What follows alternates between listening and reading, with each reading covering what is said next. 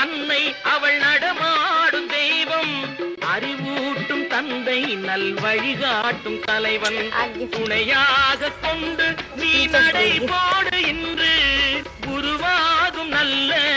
எதிர்காலம் ஒன்று, உருவாகும் நல்ல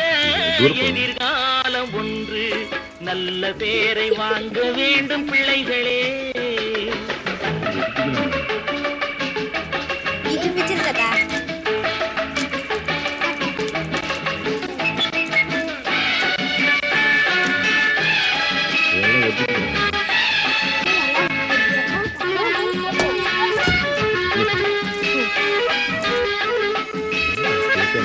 கிளி போல பேசு, இளங்குயில் போல பாடு,